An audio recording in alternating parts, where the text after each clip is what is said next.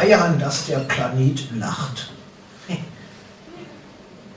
Ich bemühe mich stets, meiner Familie einen gehobenen Lebensstandard zu bieten. Dekadenz und Völlerei mögen sich an der verschlossenen Türe die Fingerknöchel wund pochen. Wohlstand und Gesundheit allerdings sollen mit uns auf der Wohnzimmercouch schlümmeln. Dazu gehören die selbst ausgedachten Gerichte, die ich täglich selbst zubereite und die schon zu einer beachtlichen Gewichtsabnahme bei meinen Kindern und der Frau geführt haben. Dazu gehören Bio und Öko, klassische Musik, Homöopathie und Trommel-Yoga. Ich achte auch immer auf die CO2-Bilanz. Bei der Silvesterparty, die wir zum Jahreswechsel veranstaltet hatten, waren etliche der eingeladenen Kinder mit Knallerbsen erschienen, einige sogar mit Knallern, Böllern, Krachern und Gefechtsfeldbeleuchtung. Nach gut nachvollziehbarem Spaß stand ihnen der Sinn verständlich, aber unökologisch, wahrscheinlich auch feinstofflich, irgendwie ungünstig. Wie sollte ich intervenieren, ohne Spielverderber zu sein? Da half mir mein Gehirn mit einer Idee. Gehirn.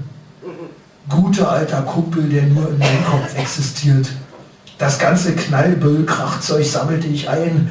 Hatten wir doch noch genug von dieser Luftpolsterfolie im Haus, mit der zerbrechliches Transportgut zum Versand eingepackt wird. Damit durften die kleinen Knallen, so viel ihr Herz begehrte. Um Mitternacht gesellte ich mich zu ihnen und blies Frühstücksbeutel auf, die ich dann platzen ließ. Ein äußerst sauberer und ökologisch verträglicher Spaß war das. Aber das war noch nicht alles, was mir mein Verstand an Einfällen schenkte.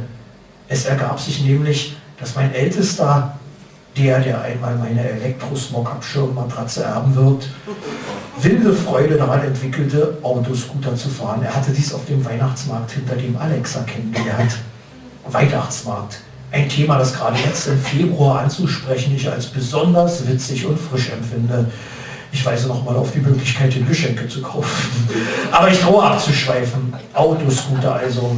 Diese atomstromgetriebene, kindgerechte Vorwegnahme des späteren Straßenverkehrs in Mecklenburg-Vorpommern und Brandenburg mit Fahrzeugen mit 3 Anfangsbuchstaben auf dem Nummernschild, welchem Vaterherz obwalten nicht Stolz und Rührung angesichts dessen.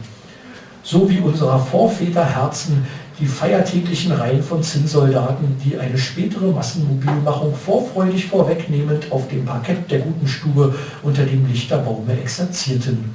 Und ich entdeckte tatsächlich eine völlig unbedenkliche, klimaneutrale, nicht elektrische Variante des Autoscooter. Und sie ist auch noch viel billiger. Keine 2,50 pro Fahrt. Nein, 1 Euro oder ein Einkaufswagenchip pro Kind reichen. Und Spaß, solange bis sie müde werden. Und das alles ohne Kälte, ohne Zugluft und ohne Rummelreif. Und an jeder Ecke was zu naschen. Zum nächsten Kindergeburtstag laden wir ein zum Ökoscooter in der Kaiserskaufhalle. Und während die kleinen Racker dann drin wacker die Wagen frontal aufeinander zurasen lassen werden, kann ich auf dem Rand der Blumenrabatte davor bei einem Glas Spätburgunder und ein paar Käsehäppchen entspannen.